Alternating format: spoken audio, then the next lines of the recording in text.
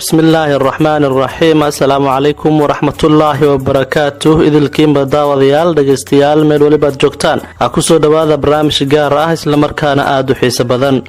barnaamijkan haddii uu rabbi raalli ka noqdo waxaan kaga hadli doonaa astaamaha ama calaamadaha ee lagu garto wiilka ee sida dhabta ah kuu jecel waa jaceylka dhabta ahi wuxuuna barnaamijkan si gaar ah u quseeyaa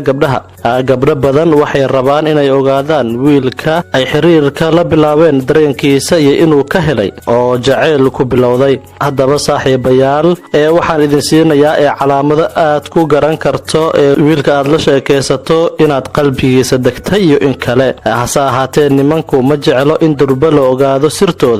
sirtooda jaceyl waxayna ka helaan inay iyaga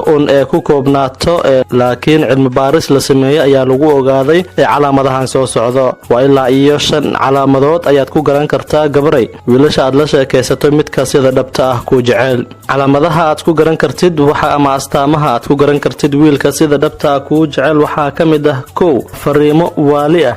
haddii uu kuu soo diro fariimo aad u badan oo wax kasta oo uu arko uu kuu soo sheego tani waa calaamad ku tusinaysa jaceylka dhabta ah ee uu ku hayo 2 mar kasta uu ku soo wacaa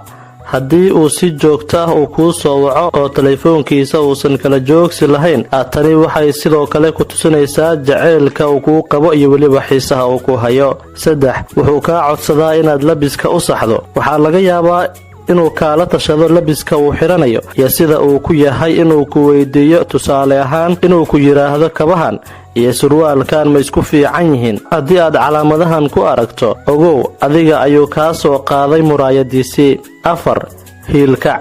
durba uu hiilkacaa marka la soo hadal qaado arrimo adiga kugu saabsan haddii wax xumaan ah laga sheego wuu xanaaqayaa haddii wax wanaagsan laga sheegayana waa uu u bogayaa isla markaaba uu ku farxayaa 5 xiise gaar ah haddii uu mar walba xiise gaar ah u hayo kulankiina waa calaamad cad oo ku muujinaysa inuu ku jecel yahay isla markaa uu aad u xiiseenayo kulankaaga gabaray 5taasi calaamadood ama astaamood ayaad ku garan kartaa wiilka sida dhabta ah ku jecel wiilow adigoo calaamadahani miyaad isku aragtay weli oo ma leedahay saaxiibayaal barnaamijkan waxaa idinla socotiinayay anigoo Cabdiqafaar Habi halka aad kala socotidna waa channelka Cabdiqafaar Habi haddii aad ku cusub tahay channelka waan ku soo dhaweynaynaa haddii kugu cusubnahayna na soo dhawe oo subscribe ka hayna la dhaafin waad mahadsantihiin dhamaantiin